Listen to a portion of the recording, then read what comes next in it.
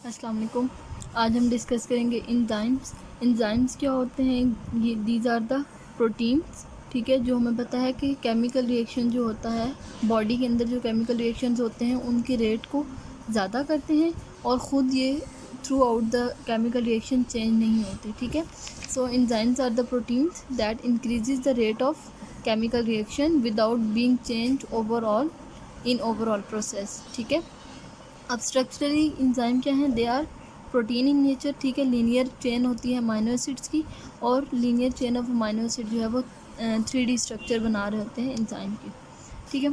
तो उसके बाद हम देखते हैं नोमेनक्लेचर, यानी कि इंजाइम्स को जो है वो उनकी नेमिंग कैसे की जाती है। नोमेनक्लेचर में अगर हम देखें तो इंजाइम्स के दो तरह के नाम होते हैं, कॉमन नेम या जिनको हम रिकमेंडेड नेम भी कहते हैं, और सिस्टमैटिक नेम होते हैं, ठीक है। कॉमन नेम और सिस्टमैटिक नेम। कॉमन नेम जो होते हैं उनके साथ सफिक्स यूज़ होती है, that is ase. Example glucosidase, urease और एडिनाइलाइल साइक्लेस। सिस्टमैटिक नेम होता है उसके अंदर फर्दर 6 क्लासेस हैं इंजाइम्स की, ठीक है। और इंजाइम को, हर एक इंजाइम, जितने भी इंजाइम हैं उन सब इंजाइम को एक इंजाइम क्लासिफिकेशन नंबर दिया जाता है। फॉर एग्ज़ाम्पल एक अगर हम एग्ज़ाम्पल लें 3.1.1, इसका मतलब ये है कि अगर किसी इंजाइम का नंबर, क्लासिफिकेशन नंबर जो है वो 3.1.1 है, तो इसका मतलब है कि वो इंजाइम क्लास 3 से बिलोंग करता है, ठीक है। और क्लास 3 की जो सब क्लास है, दैट इज़ जो फर्स्ट सब क्लास है उससे, और उस फर्स्ट जो सब क्लास है उसकी जो आगे से फर्दर सब क्लास है उसकी क्लास 1 से बिलोंग करता है, ठीक है। तो एक क्लास होती है, ठीक है, टोटल 6 क्लासेस हैं।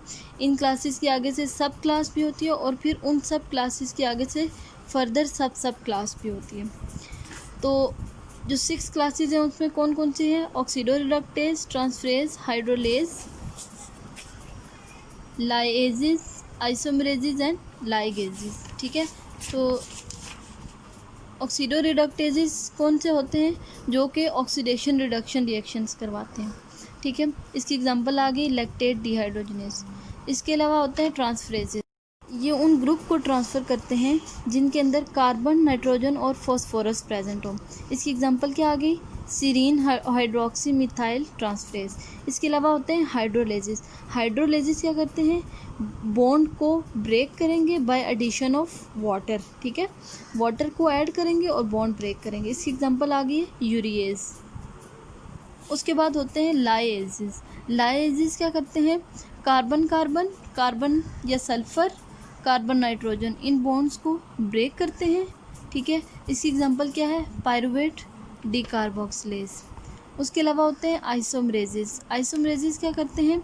ऑप्टिकल या ज्योमेट्रिक आइसोमर्स जो होते हैं उनकी रीअरेंजमेंट करवाएंगे। एग्जांपल क्या आ जाती है? मिथाइल मेलोनाइल कोए म्यूटेज, ठीक है। उसके अलावा होते हैं लाइगेजेस। लाइगेजेस के नाम से पता चल रहा है ये क्या करवाएंगे? लाइगेशन करवाएंगे, यानी कि दो मॉलिक्यूल को आपस में जोड़ेंगे, यानी बॉन्ड फॉर्मेशन करवाएंगे। अब बॉन्ड फॉर्मेशन कार्बन और ऑक्सीजन के दरमियान में भी होती है, कार्बन सल्फ़र के दरमियान में भी हो सकती है, और कार्बन नाइट्रोजन के दरमियान में होती है। और ये जो एंजाइम होते हैं इनको ATP चाहिए होती है फॉर द बॉन्ड फॉर्मेशन, और इसकी एग्जांपल क्या आ गई? Pyruvate carboxylase. अब इसके अलावा कुछ एंजाइम्स के साथ ये टर्मिनोलॉजीज़ यूज़ होती हैं। अब इनका क्या मतलब है? अगर किसी एंजाइम के साथ यूज़ हुआ है सिंथेटेज, ठीक है, for example fatty acid synthetase enzyme अगर यूज़ हो रहा है, तो सिंथेटेज का क्या मतलब है कि इनको एनर्जी चाहिए, और अगर सिंथेज यूज़ होगा इसका मतलब है कि उनको ATP नहीं चाहिए, एनर्जी नहीं चाहिए। यानी कि जो सिंथेटेज एंजाइम होते हैं उनको अपना रिएक्शन करने के लिए एनर्जी चाहिए होती है, और सिंथेज एंजाइम को एनर्जी नहीं चाहिए होती है। इसी तरह एक होता है फॉस्फेटेज और एक होता है फॉस्फोराइलेज। फॉस्फेटेज क्या करता है? वाटर को यूज़ करता है to remove the phosphate group, यानी फॉस्फेटेज एंजाइम क्या करता है? वाटर यूज़ करेगा और सबस्ट्रेट में से फॉस्फेट ग्रुप को रिमूव करेगा। जबकि फॉस्फोराइलेज जो होता है उसने क्या करना होता है? इनऑर्गेनिक फॉस्फेट को यूज़ करता है बॉन्ड को ब्रेक करने के लिए। तो जब इनऑर्गेनिक फॉस्फेट यूज़ करेगा तो जो सबस्ट्रेट होता है उसके अंदर फॉस्फेट ऐड हो जाता है, तो रिजल्टेंट जो प्रोडक्ट बनता है वो फॉस्फोराइलेटेड प्रोडक्ट होता है, मतलब उसके अंदर ये फॉस्फेट ग्रुप जो है वो ऐड हो जाता है, ठीक है। इसके अलावा होते हैं डीहाइड्रोजिनेस। डीहाइड्रोजिनेस कौन से होते हैं? जो इलेक्ट्रॉन को एक्सेप्ट करते हैं ड्यूरिंग द रिडॉक्स रिएक्शन, यानी कि ऑक्सीडेशन रिडक्शन रिएक्शन के अंदर ये एंजाइम जो होते हैं ये खुद इलेक्ट्रॉन को एक्सेप्ट करते हैं, ठीक है। सबस्ट्रेट के अंदर नहीं, बल्कि ये खुद इलेक्ट्रॉन एक्सेप्टर होते हैं। इसके अलावा होते हैं ऑक्सीडेज। ऑक्सीडेज वो एंजाइम होते हैं जो ऑक्सीजन को एक्सेप्ट करते हैं, यानी कि सबस्ट्रेट के अंदर नहीं डालेंगे, ये खुद ऑक्सीजन को एक्सेप्ट करते हैं।